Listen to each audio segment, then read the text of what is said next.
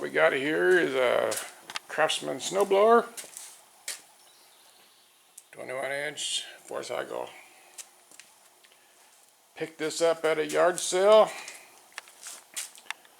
The guy said that it used to run, which was natural, but he said it got to where gas would leak out of the carburetor, and then it was getting really hard to start, and if he could get the thing to start, he'd have to run it with the choke on all the time.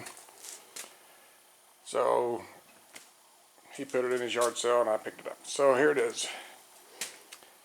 More than likely, because this is a snowblower, it only gets used a couple times of the year. The rest of the time it just sits, the gas goes bad, it plugs up the carburetor, and that's what the problem is. So I could either do it the hard way or I could do it the easy way. The hard way is to take the carburetor off, take it apart, clean it out, put it back together, and hope the thing runs. Or I can do it the easy way. And the sponsor of my channel, I got a carburetor, brand new one, from them. This is the easy way. I'm just going to bolt that on, and I know it'll run. So first of all, I got to get all of this plastic away from the carburetor. And the reason snowblowers are like this is because you use them during the winter. It's cold. The carburetor can suck warm air from around the motor.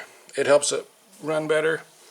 And it also, snow's flying all over the place, and you don't want snow getting into the carburetor because snow is frozen water, and water and carburetors do not mix.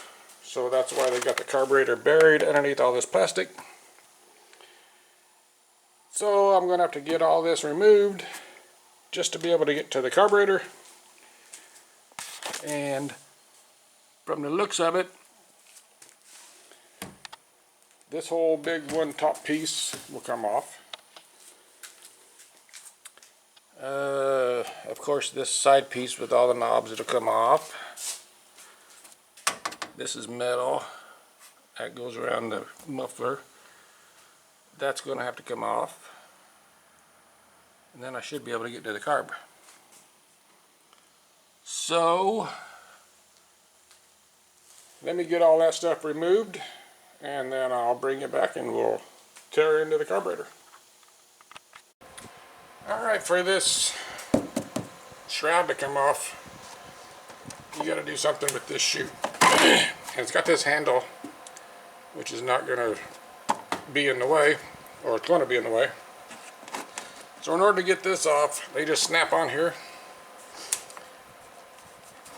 You can see there's a tab right there, and there's a tab right there. Push them out, and then slide it out.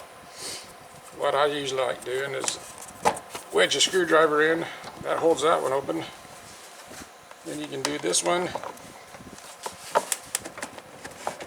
and it should slide off of here.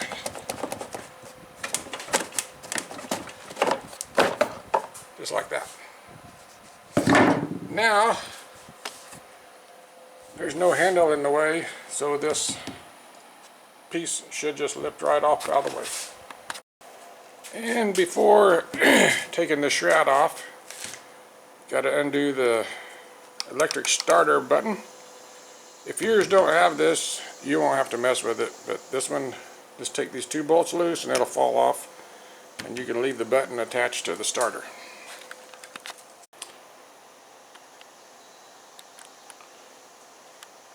Alright, cover's off. Here's the starter switch button, which it's still attached to the starter over there. You can just sit it right there out of your way. Now, next thing will be this metal cover going over the engine, or the muffler.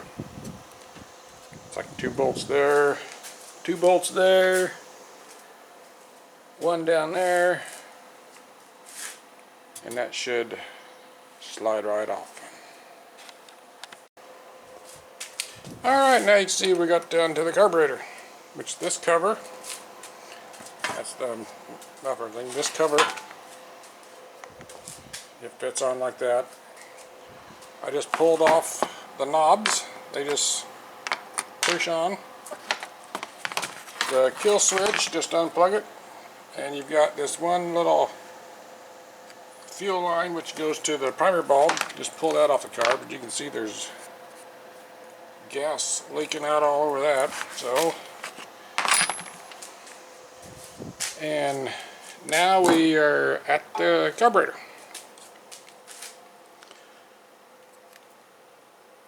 This bracket here is for the choke. Just slide that off out of the way, undo the fuel line, undo your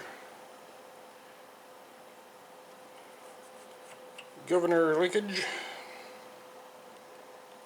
and just pull the carburetor right on off of there.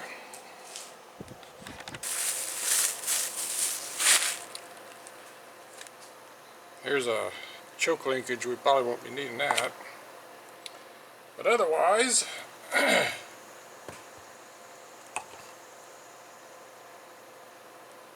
see this way.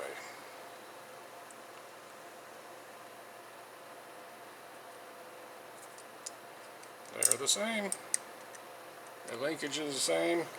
This has got plastic, this is metal, no big deal. The fuel line's on this side.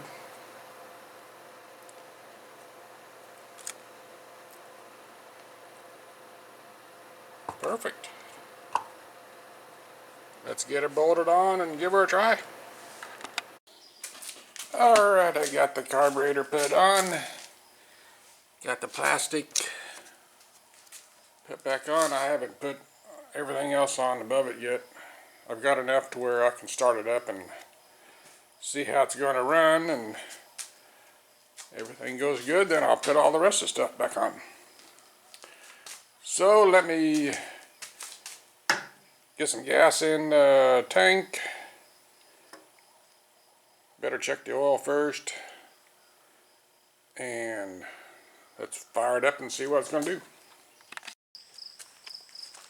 Alright, got some gas in the tank, the oil's full. Let's see, run all the way in. We'll give her some choke, give her a couple squirts. See, this switch is out of the way, it won't hit nothing. Alright,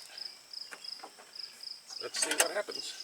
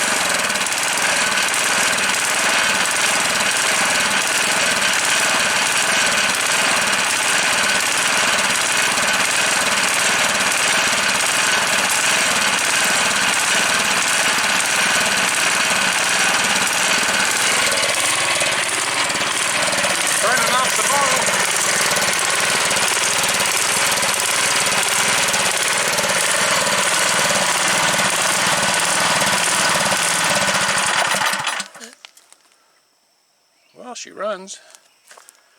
Definitely got some oil burning off of the muffler there. You can see when I try to engage the auger thing, it was noisy. I might have to get some adjustments to that. But anyway, at least the motor runs now. Cool. And as you can see, I can't do any snow blowing with it because it's in the middle of July.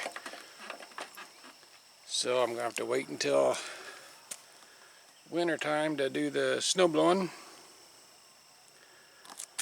So I'll probably have to do a follow-up video later on this winter to show it working. But anyway, there you go.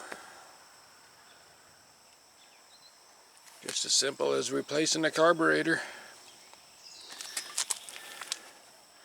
Don't leak any fuel anywhere.